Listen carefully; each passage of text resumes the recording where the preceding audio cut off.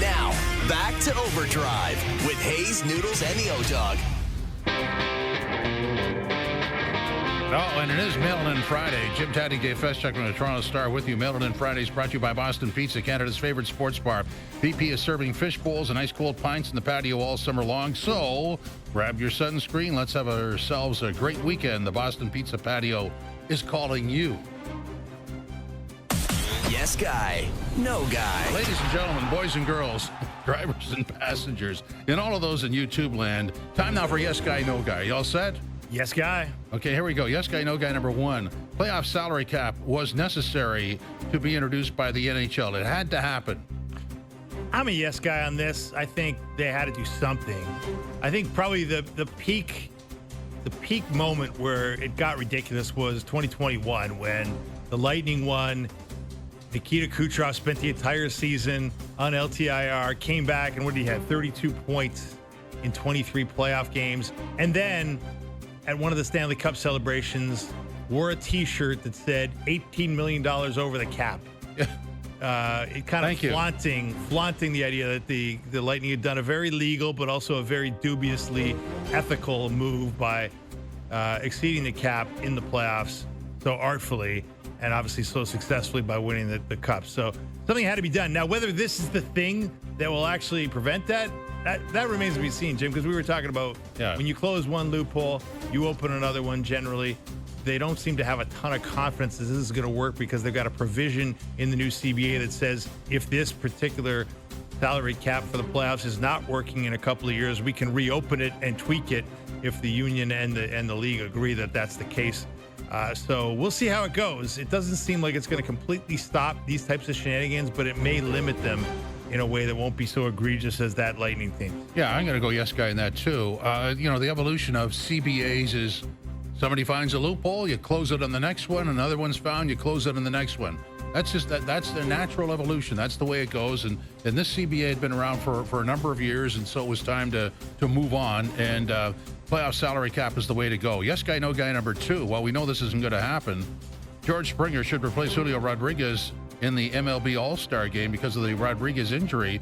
And we know that a Rosarina is going to take his spot. That's been made official. So that's kind of a moot point. But I'm going to say no guy. I really don't get bent out of shape about. I know it's great for the player and all that stuff, but I don't get bent out of shape who's ever in the All-Star game, regardless of the sport. To me, it's all about what you do in the regular season and drive your team to the playoffs. I'm not concerned about that.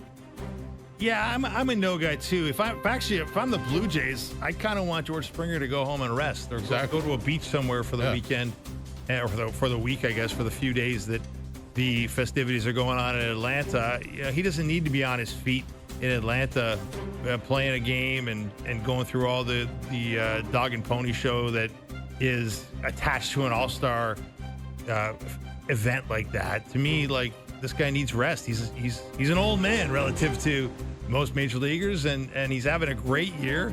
And a couple days of R&R would do him well. Yeah, I mean, he's been injury prone.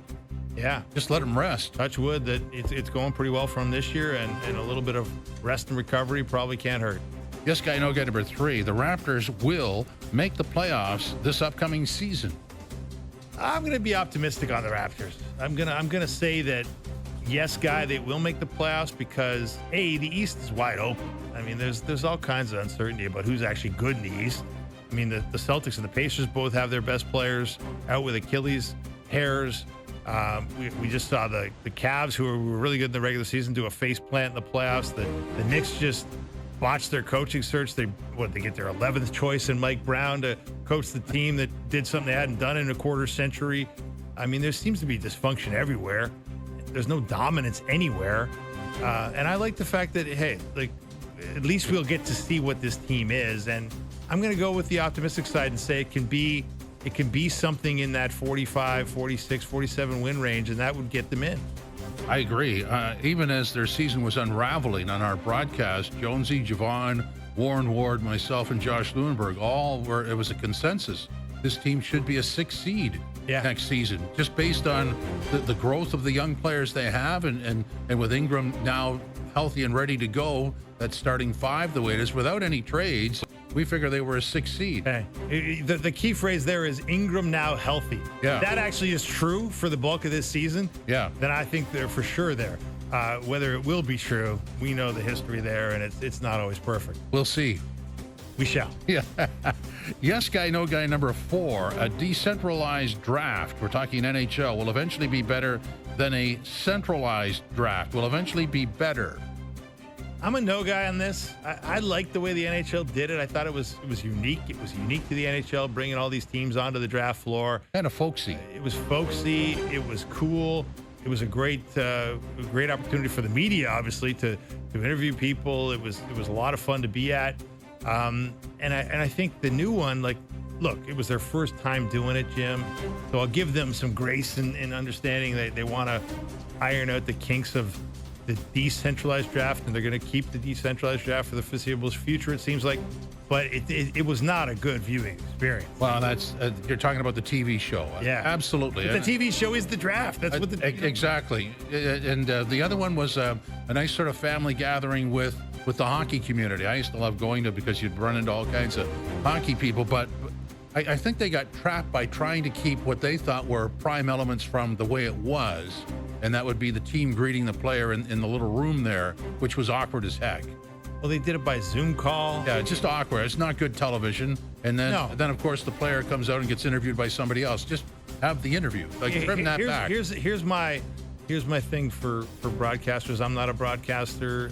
I'm not a broadcast executive, and I'm barely a broadcaster. But my thing is, just as a viewer, no one wants to watch a televised Zoom call. Okay? No. Nobody wants to watch a televised. Most people on Zoom calls don't want to watch it, yes. let alone the viewing audience. Exactly. Yeah, that's just awkward as heck. Really There's the delay.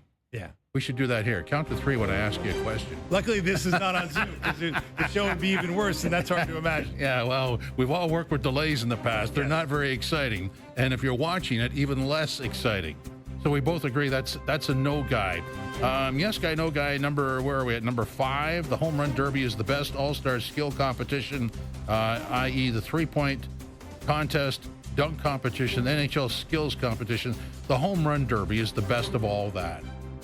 I'm probably against the grain on this, but I'm a yes guy on this. I love dingers.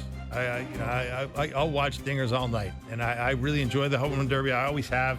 It's a big family event around our house.